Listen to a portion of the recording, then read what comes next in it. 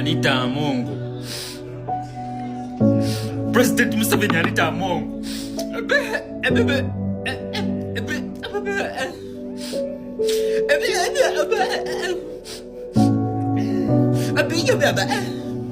Museveni Anita Mungu. President Museveni Anita Mungu. President Museveni Anita Mungu.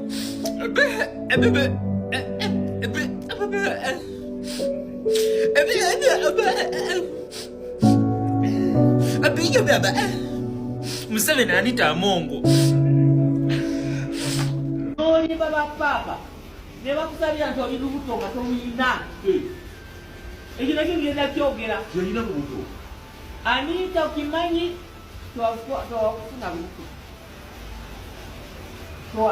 olubuto wagula olugule abalongo ne bakola ki ne babatereka omuyisaayansi serogeti obwo mwana olongo si butuufu si ye naalongo nalongola bwobanga omwanda omyezi omwenda n'otambula naye emyezi omwenda oba nalongo nolekyandiita bukimu kyokoze kya bufere yagenda nalimba papa Francis nti ali lubuto amusabira azaale bulungi kumbe olubuto si yalwetise yamuteeka muntu mulala omwana n'azaala omuwala n'amuzaalira abalongo naye ng'alimbye papa nti ali lubuto amusabira naye Anita bana ojja kufootya nolinda Katonda ogenda kufoota Anita watuuka wakoma wama omuntu atatya Katonda siza olaba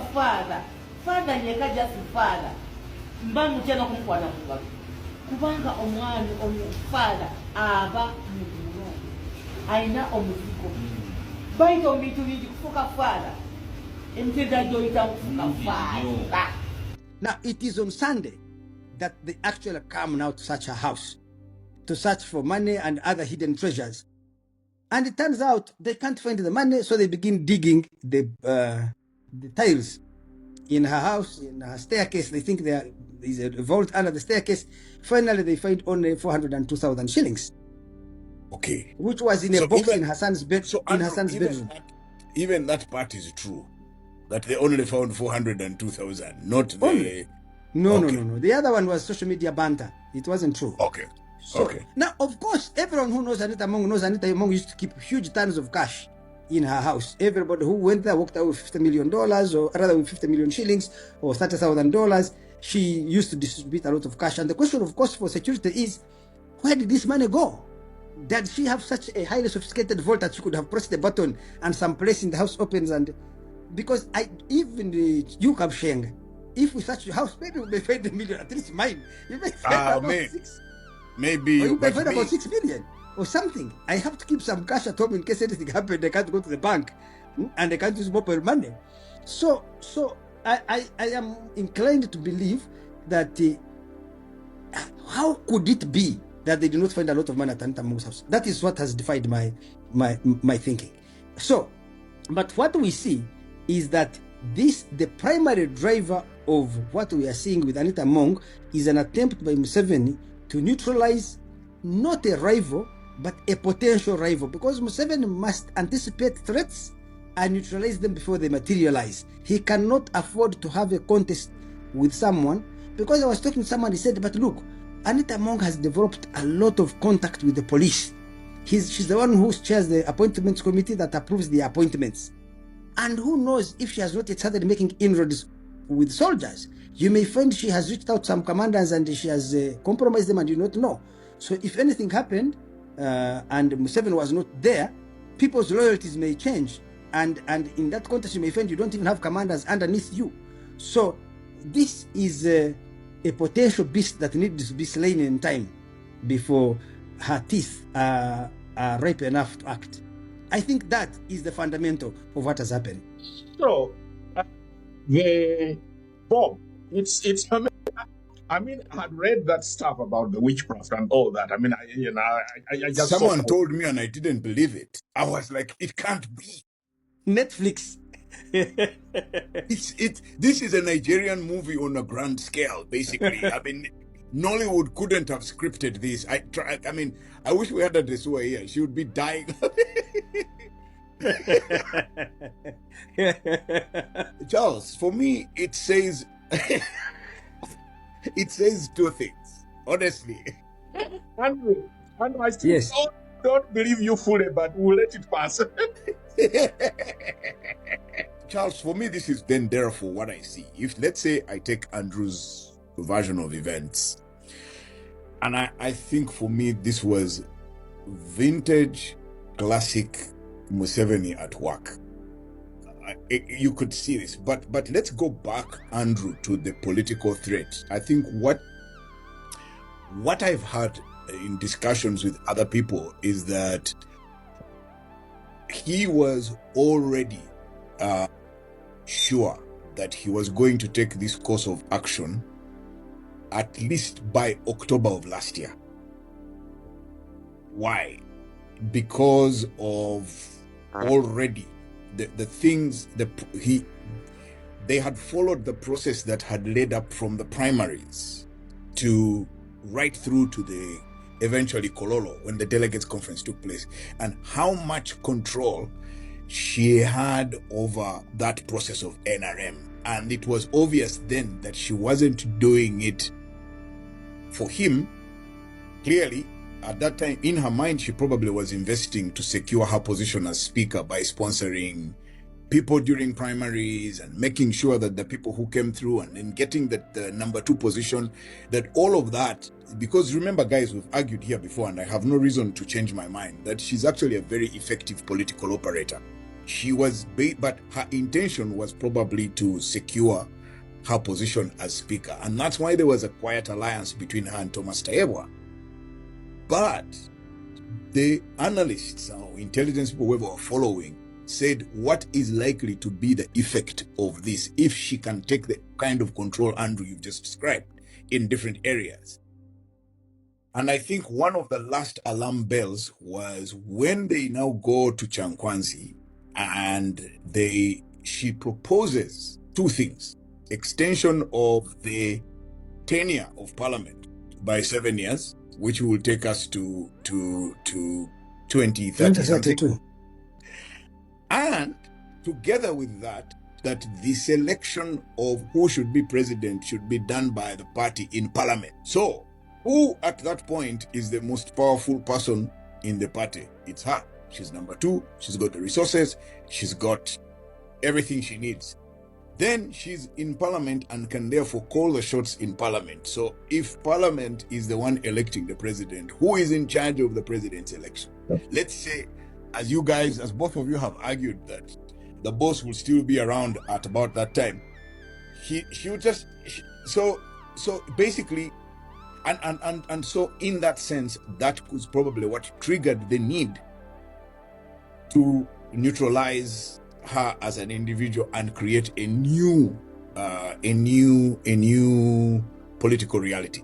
So that, in a sense, for me, I see as the bigger political agenda that drove the need. And I think in an earlier conversation with Charles, I was saying that I think she missed one signal, but like all people, like all human. When you're discussing Anita Mong, I told you, I think when it comes to politics, I will give her a AAA rating. Remember? I remember. Because she has a very good intuition about the nature of the Ugandan psychology. More than anybody. She understands I should tell you people. another thing. If you read that article I wrote, the Museveni Anita Mong bromance, I said in it that with 20% of the budget, she was able to achieve about 400% of the results Museveni did. Museveni used to spend, before Anita Mong became speaker, Museveni would invite the NRM caucus, argue with them, serve them tea, pay their loans, pay their transport, clear their cars, send their children abroad for treatment, and pay the... Museveni was spending a lot of money trying to control parliament. And not a single speaker before Anita Mong lifted this burden from Museveni. Don't forget that Museveni is growing old. He cannot afford to sustain continuous battle at different war fronts or constant war at different battlefronts. He has to preserve his energy and fight less. So what Anita did from 7 and why she became so powerful is that she came and said, Mzee, you don't need to give us money. She started using the parliamentary budget to buy off MPs, to influence them to achieve whatever she wanted. She was using 20 to 25% of the money Museveni had been using to achieve results much higher. She was giving Museveni much more with less resources. And again, I tell them another thing. People mistake say that the biggest power of Anita Mong was money. No. I also believe it wasn't money. It wasn't money. Anita Mong is one of the most skilled human beings in interpersonal relationships.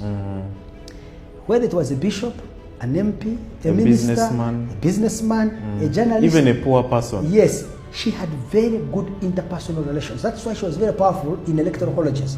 You see, her overall national profile, people are hostile to her. So maybe if she ran for president, she wouldn't win. But if you put her in an electoral college where you can afford interpersonal communication to reach out to people, Anita Mong touches people. I have a cousin from Bunyoro there in your area. This Bator who shifted to Bunyoro. He was mayor in Hoima? Of Hoima, yes. That boy, Kaboy Adieri. Oh, Kaboy. Yes, Kaboy. So Kaboy was telling me, after he lost, among the people who called him, was Anita Mong called him, said he lost enough to be elected as mayor, but she called him to empathize and sympathize with him. That presence of mind to call that mayor there. All the way in Hoima. Yes, all the way in Hoima. But that is the person that she was. She knew how to touch every MP. Opposition MPs would go to her. Read my article, them 7 bromas. I do mention that all these opposition MPs, they would go to her and express their deepest fears and anxieties.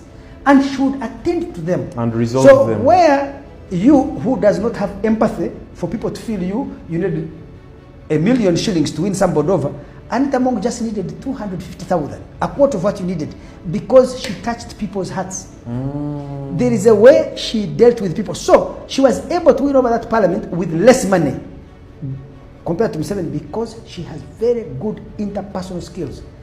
And therefore, if you are Museveni, you don't want a person like that. Why? Because they become a threat to your power. They become a threat to your power. Because remember, if you are Museveni and you see a person with such skills, able to win over judges, bishops, whatever it is, businessmen, politicians, practical, including ordinary people, and win them across the whole country. This is accumulation of power and influence. What if this influence, these connections, these contacts are used to achieve a broader political projects? Now, of course, Museveni, a person will say, but how can Museveni fear Mong? But Museveni thinks differently. Museveni is a gorilla. He doesn't take anything for granted. Museveni went to the 7 men to the bush. In the first 1 year, I don't think they reached 1,000. There was a government of Milton Obote. How many people did it have? It had a number of 30,000 soldiers. It had IMF and World Bank and all Western countries funding it. It had Tanzanian troops, 20,000 of them, in Luweero fighting Museveni. And he won. So Museveni cannot take anything for granted. He knows that with very small capacity, if you are skilled, you can be a David and take on a Goliath and win. So Museveni thinks differently. Museveni is a master strategist, one of the greatest strategists Africa has produced. Even in the world, I think. Yes, without a doubt. And he is able to see far and try to neutralize every threat long before everybody else sees it. Yes. And I kept writing about this, that Anita Mong is increasingly becoming a threat to Museveni. Now, for Museveni, he could even say, okay, she has only a 5% chance of threatening me. But for that 5% chance, I don't want to suffer black swan. Do you know black swan? The impact of an adverse, unexpected event. Let me give you an example of a black swan. Look at a cock at your house, or a he-goat. This he-goat is born in your home. And then it's a goat, but there are this friendly species of animals called human beings. They provide for its shelter. They give it food. If it is sick, they bring a veterinary doctor to treat it. When lions or other threats come to it, they protect it. So the entire 3 years of this he-goat's life is of a species that is so caring, loving, and all this, until a wedding comes and they have to slaughter it for the wedding, for the reception. That slaughter is totally inconsistent with her entire history, or rather this he-goat, his entire history of being pampered by this species of animals called human beings. There is a disconnect between the slaughter, finally, to eat it. And the way it was being groomed. Those are called black swans. The impact. So you have this Anita Mong, she has done for you all these things. She was always praising you. She has built a hospital named it after Mohozi. Even the technical the words, school. yes. We saw Natasha Hall, Museveni Hall, She has done all this. But those could be blankets on your sight. They are blinding you from seeing the threat. And that's what Museveni has to look at. Museveni has to say, oh, okay, she's a good girl. She may not threaten me, but in case she does so, I don't want to be shocked. I don't take a chance. The adverse, the impact will be so adverse to me. So I had better decapitate her now. Take her out now before it. Once she's decapitated, you know, Museveni is a grandmaster. So he will invite her back, give her something, whatever it is. Presidential advisor. Yes, and he will maybe try to prosecute her, but leave her. It's olaba mwogeza maanyi, mwogeza arrogance, mwogeza ekifuba nga kitammwe mukimanyi bulungi takyasobola yadde okutta akamyu, takyasobola yadde okukwata kamunyeera n'akatta, newe tumuwa kabebi akaziroya takyasobola yadde okakuba oluyi, naye mwogera bwe muti. What about taata wammwe bw'abadde omulamu mubadde mweyisa mutya eri abantu? Ekyo kikulu nnyo. Ontegedde, obadde weeyisa otya nga kitaawo akyalina obuyinza nga mulamu?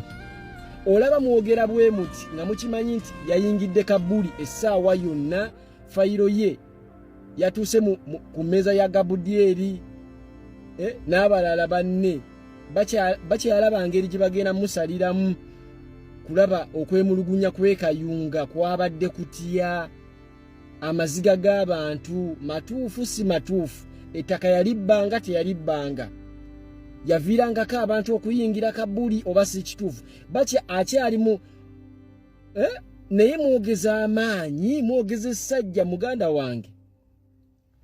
Bwe kibanga Kalangu abaana balese ku nsi bano be basinga okutegeera omusajja akoze loosi, era simanyi oba banaasobola okuuma emaali y'omusajja, kubanga Kalangwa abalirwamu bwe tumugasegasse abalibwamu square mile 10,000 ez'ettaka, alese obumyu akakadde kalamba, ente 400, embuzi tobala.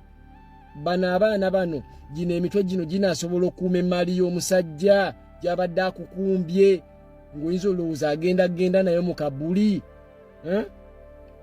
Kyakubiri, agamanyi ge mwogeza essaawa zino temwerabira omusajja omuteekayo lwakiri n'akantu konna kabadde asinga okwagala, ke yagamba nti wano nfiirawo, mukamu agende nako. Musiraamu eno edduniya tosobola giteekako maanyi, ensi tosobola gikungula. Leero wooli, enkya toliiwo. Today you have, tomorrow you're not going to be having anything. Today you're rich, tomorrow you're going to be poor. Leero oyina amagulu abiri, enkya osobola okukeera nga tolina yadde n'okumu ng'otambulira na mu kagaali. Era omusajja omugezi we yagamba nti lwakuba abantu tuli beerabize nnyo, mwana Adamu mwerabize nnyo senga tuyigira ku nsobi z'abali abagenzi. Senga bano abagenzi bakalangwa ne besigenda kwogera, senga basaavinga nga living example nti abasajja bwe bagenze ensobi ze bakola ze zinofa, abasigaddewo tulongoose. Gwe n'emmundu zo ne ssente zo, ebisawo bya ssente, ennyumba osulamu essi, bakukuuma, byonna Katonda asobola okukusookolayo gwogwa omu. Nga Kalangwa ye example eriwo nti double cabin yabaddemu abantu nga 67, but out of 7 only 1 fayiro ye yeri ew'omukulu mu high court. Si high court ya mweno gye mwekyangiramu, kubanga abamu mwerabidde n'okwerabira. Kalangwa yagambako omuntu omu abeekayunga nti wano mu nsi wano ku dduniya wano tolina woogenda kundoopa omusango gunzike mu vvi, wabula genda ewaani ewa Katonda. bannakayunga ne beekwata ne basayininga ne basonda emikono abalungi abatuwuliriza era abatulaba olunaku olwaleero tukyaddeko ewa Sheikh Ashraf Dembe. Sebo nsanyusa okubalaba. Amannya agange Mutabani Ashraf Dembe akola ku bizibu by'enjawulo. Omuntu singa aba alina ebirwadde musomereddwa tumuwa amazzi ga lukuya nga bw'obadde ogalaba tugenda abantu ku kyoto ne twokya emizimu emibi egibabaamu n'okulomba edduwa. Abantu singa abeera ng'ali wano atuuse sobola okumulombera edduwa ne waba atatuuse nga mpadde amannya ge naye ng'ali wala enamba yange yeeno eri 0701763711 namwe bannyinaffe abali ebweru oyagala okuba nti oyagala okulombera ku dduwa ng'olina ebizibu viza zibuze amaka gakolongotana sente zikola zimpita mu ngalo ojja kumpeereza ekifaananyi kyo n'amannya go ebyo byokka bijja kummala nja kukulombera edduwa ojja kutereera. Olunaku olusembayo mu mwezi mba n'edduwa eyawamu ffenna n'abalwadde bange abakadde n'abapya. Salaamu alaikum warahmatullahi wabarakatuh.